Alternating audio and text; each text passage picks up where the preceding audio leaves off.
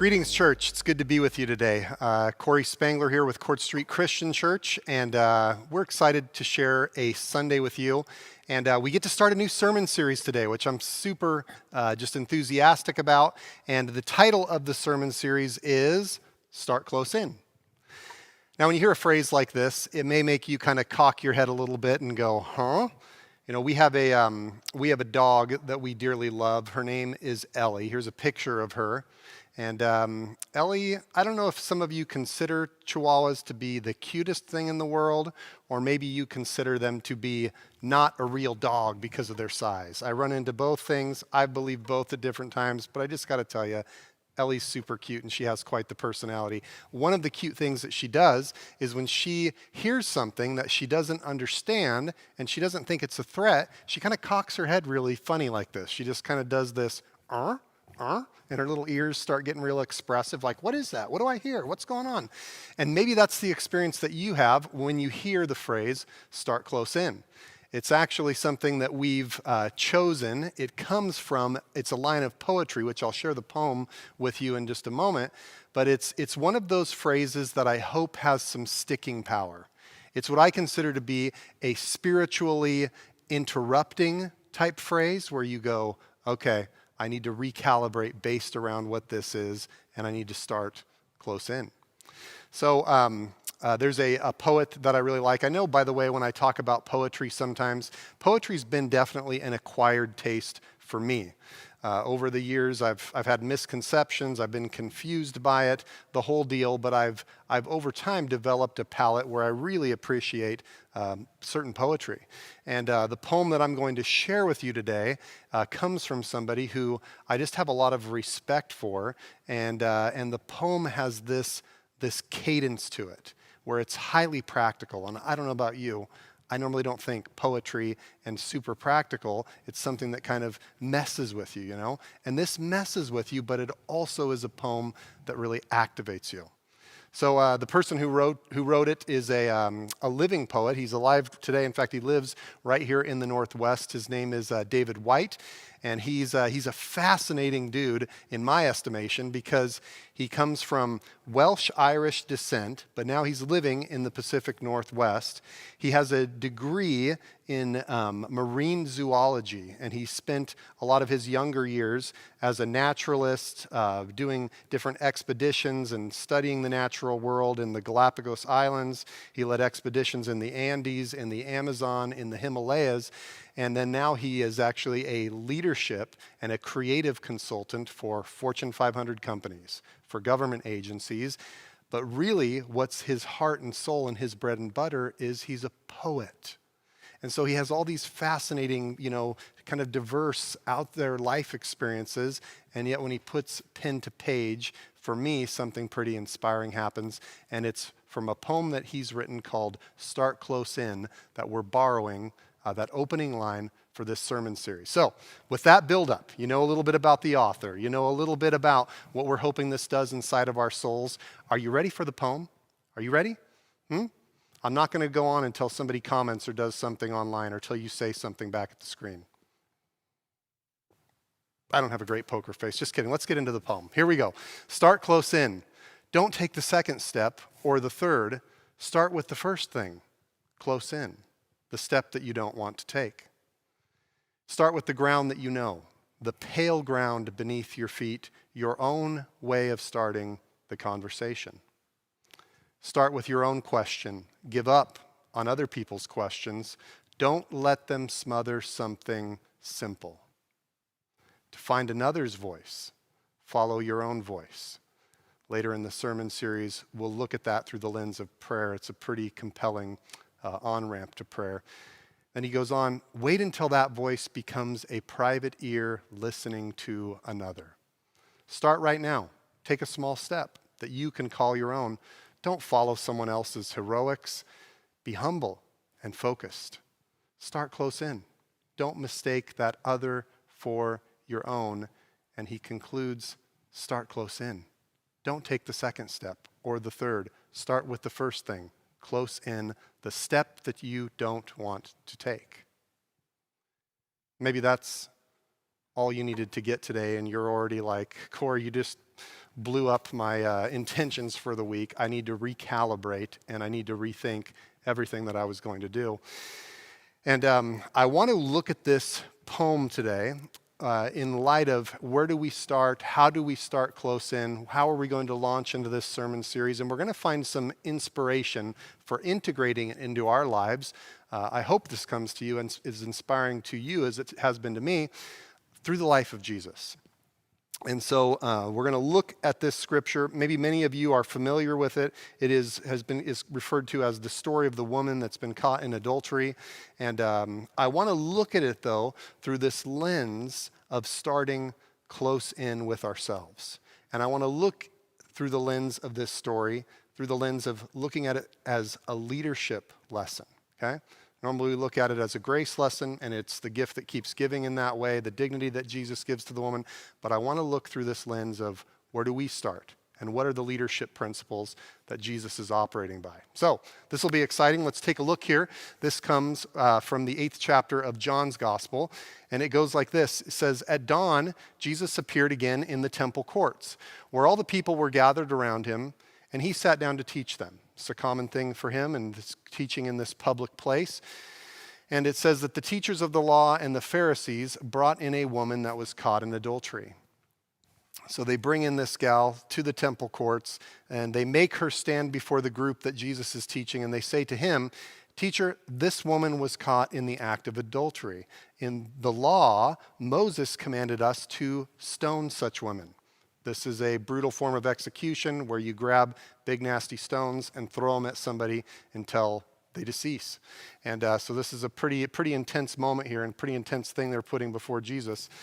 And they say to him, "What do you say?"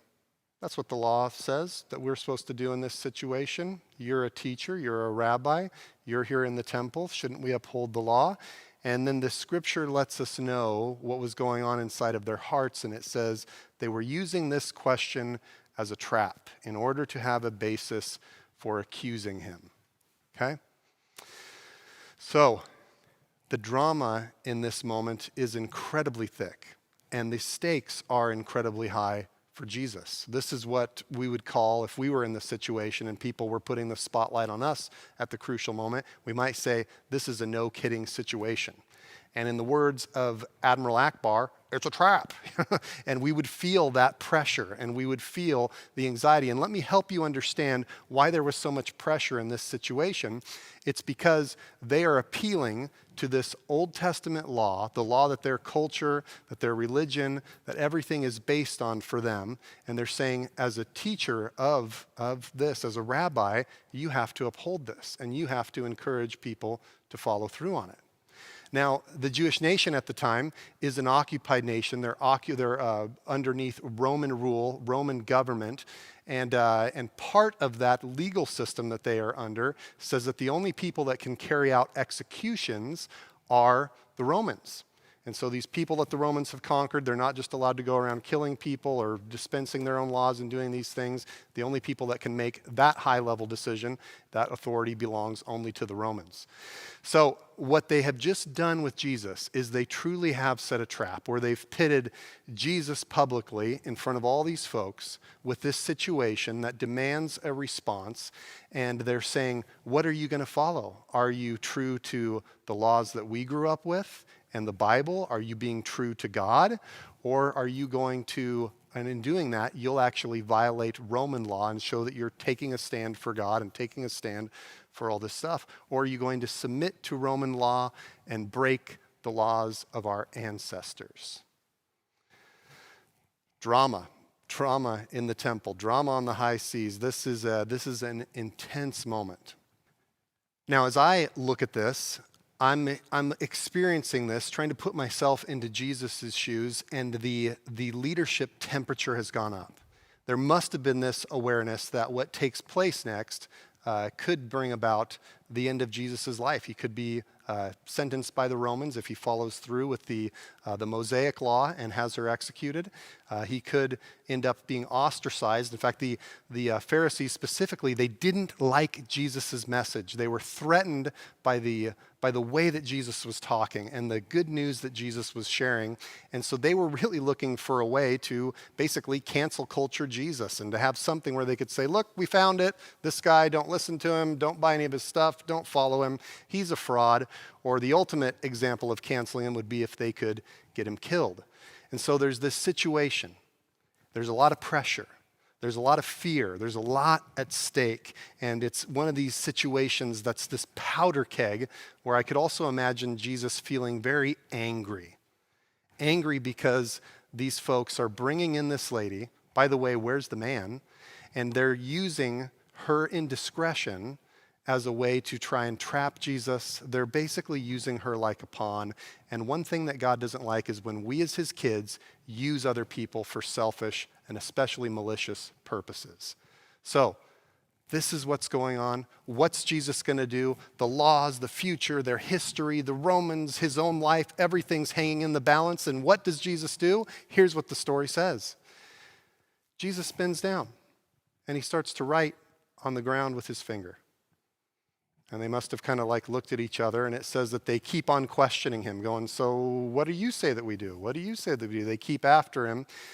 And after a moment or two of this, it says that Jesus straightens up and he says to them, let any one of you who is without sin be the first to throw a stone at her. Beautiful. Genius. And again, it says that he stoops down and he just starts to write on the ground. What he's just done is he's taken this big situation with these big implications, the Roman law, the Jewish law, the this, the that, the trap that's been set for Jesus, are we going to get them? And he's just brought it, remember the phrase, close in. You, any one of you that's without sin, go ahead and be the first to cast the stone. Goes on to say that at this, they realized that their gig was up, that Jesus had them, that they weren't going to fulfill the law either, because they now had encountered something even more personal in the application of it. They now saw themselves in it. And so it says that those who heard began to go away one at a time, the older ones first, until only Jesus was left, with this woman still standing there. And Jesus straightens up and he asks her, woman, where are they? Has no one condemned you? No one, sir, she says. And Jesus says, neither do I condemn you. And he declares to her, go now and leave your life of sin. I just love this story. It's got so many ways that we can look at it and find just beautiful inspiration for how we live our lives. And again, I want to remind you, I want to look at this through this lens of where do we start with things and how do we lead? What leadership lessons can we learn from this as we lead ourselves, as we lead others, as we influence our families, and even the course of our very nation? And so I've got three things that I want to point out here that Jesus leaned into, not just in this moment, but consistently throughout his life. And they're pretty inspiring. These are more interruptive phrases. Maybe one of these will really stick out to you more than others, and you'll carry it with you into your week this week. The first one that I want to point out is just this. Jesus started close in, and he moved, he acted for peace over pressure. The stakes were high, the pressure was on, but Jesus made a decision and he moved from the place of peace. This is a word, specifically this phrase was spoken into my life by a spiritual mentor to me along the way as I was caught up in things of the world and what I was going to do about it. And Corey and his younger self was going to fix it all, was going to make it right, was going to save the day, play the heroics. And this person pointed out, they helped me to see, to bring it close in and to say, man, you're really frantically chasing and trying to fix all these areas of pressure, but you're not really moving from the place of peace, the place where you're centered, where you found your own ground, where you've connected with God, and from there you can move and you can affect what's around you. But it's much easier sometimes, isn't it, to bounce around for pressure? Or Jesus could have tried to appease everybody. Okay, everybody, just calm down. Let's negotiate this out. And he could have tried to explain it, but he handles it so beautifully. Even in the way at first he just goes silent and he refuses to even talk. Second thing that I want to point out, start close in and move for peace over pressure and respect over fear. You know, this is a phrase that I use in my parenting with my daughters quite a bit. I've always, as a dad, wanted to help them understand some of the more maybe threatening and difficult things in life, and I've wanted them to understand that they don't have to be afraid of those things, but they do need to respect them. One of the most recent, just kind of a simple thing that came up in our household, but this was illustrated pretty beautifully, was we were loading the dishwasher, and the dishwasher has traditionally been my chore. I actually like the dishes. I don't know why it's therapeutic for me. I had to do it as a kid, lamented it. Now as an adult, it's a lot of fun. I like loading the dishwasher. If you ever have me come to your house after the pandemic and we're hanging out and eating a meal, I might just load yours for you because I like it that much, okay? But I've been training my daughter, Elena, about how to load the dishwasher properly. You know, I get really passionate about that because you can load a dishwasher and it's like, it has room for double that amount. And so I've been helping her understand how to put things and how to put things safely, where to put knives and all this kind of deal. Well, we have a blender in our house, and this blender has this pretty intense apparatus in the middle that you can remove, that you have to clean, but it's got all these blades, these double-sided blades. It almost looks like some kind of a weapon or something like this. And I've cut myself on this thing. I mean, it is that sharp, and there's really only one way to grab it very gently from the top. But if you reach in and bump up against it, you're getting cut. And so I was teaching Elena how to load this specifically in the dishwasher, and I just let her know. I said, hey, listen, sweetheart, this thing right here can really mess you up. It's cut me before. It has all these things on it. If you bump up against it, it's going to cut you. It's that sharp. And she literally stepped back from it. She's like, I don't want to put that in the dishwasher. And I said the phrase to her. I just go, Elena, I go, you don't need to be afraid of this thing, but you just need to respect it based on what I just told you. Here's how you handle it. Here's how you put in. When it's time to take it out, it's the first thing that you take out, and you do it this way.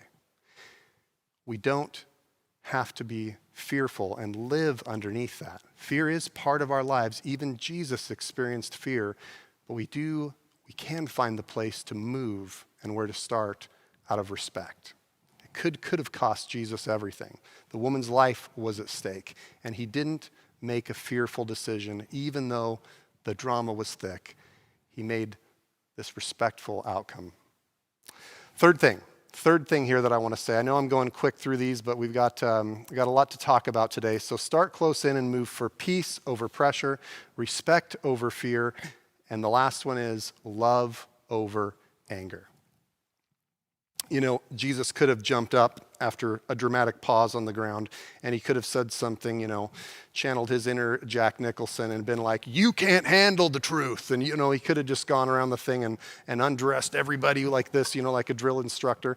And, there's a time and a place for anger. In fact, elsewhere in the scriptures, we see Jesus experiencing anger and expressing it. And anger is a place that can really get us up off our keisters, can it? But I want you to hear this. The life of Jesus and the life that we're living testifies to this. Anger is not a sustainable emotion. It's not fuel for everyday life. And a lot of us are running around, aren't we? We can get caught up in the culture of anger, the culture of outrage that exists, and we can just be blown from one angry thing to the next, to this, to that. And Jesus, while he accesses anger at times, he's really moving, and he's starting from the position of love, which is sustainable, which does build up, which does bring about a good outcome. And in this situation, Jesus is really, he's teaching everybody, isn't he? He's not condemning anyone, even the people that have brought her in here in this sick attempt to trap Jesus. He's actually just done something very loving, and he's dealt with them honestly, and he's helped them bring their moral principles and their all this, big drama close in, where they have to look in the mirror and they have to acknowledge before God and the people around them, I have sinned too. There's something here for me to own, not just to go out and to condemn others.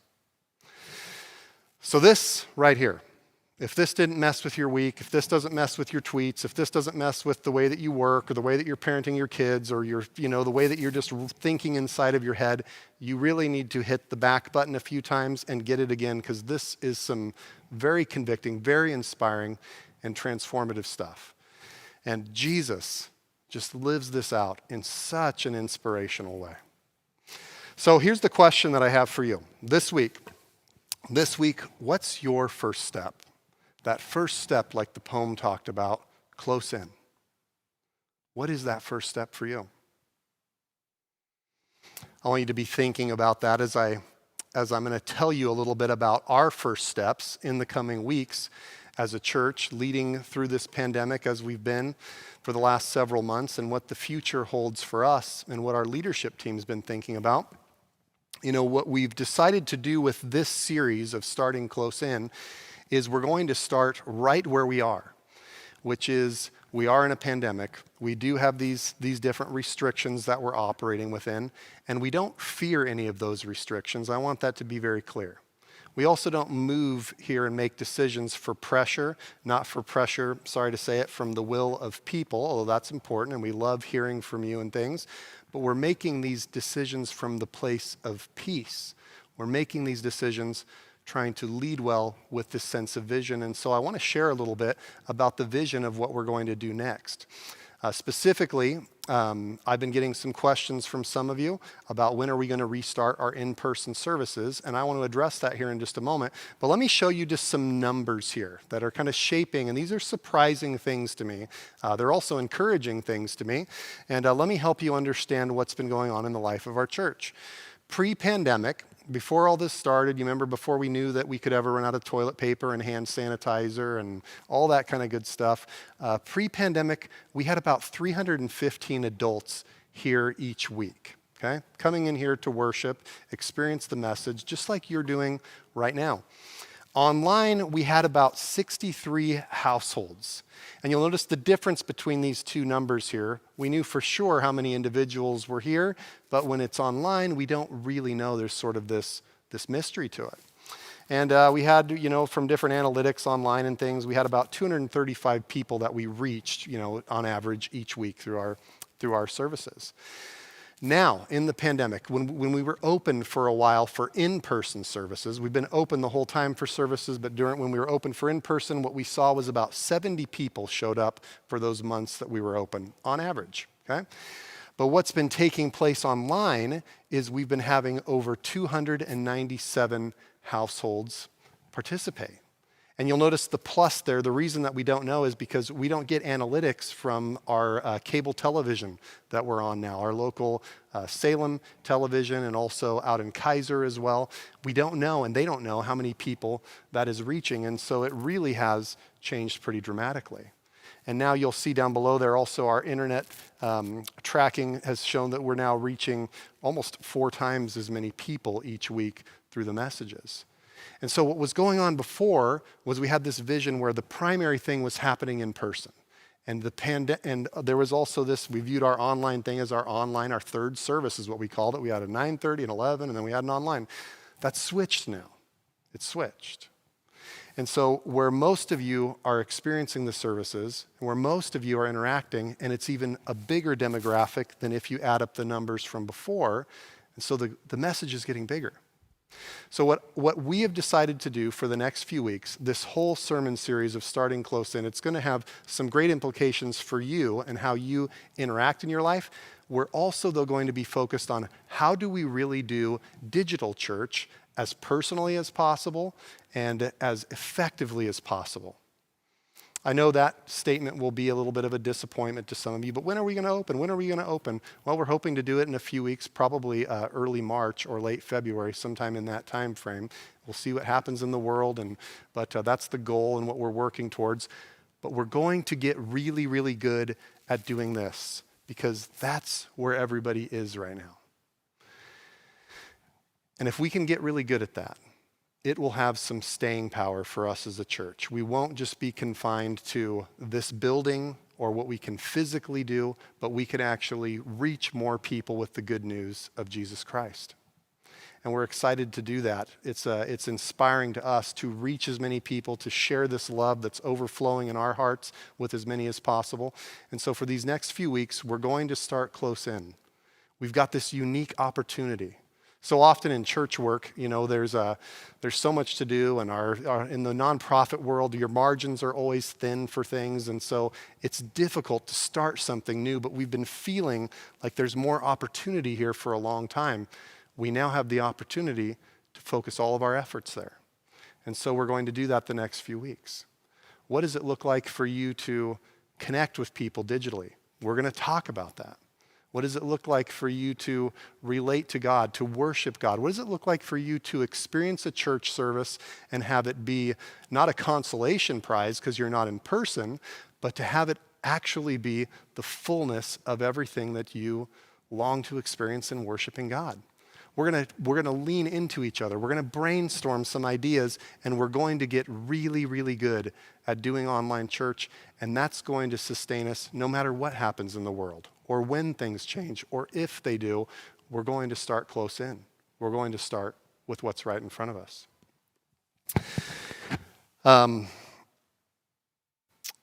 I'm excited to go through this with you. I'm grateful for your participation with us. As you're interacting with us, I don't think of you as a viewer of our church or a watcher. I think of you as a worshiper, that you are not just a spectator, you are a participant, because we are the church.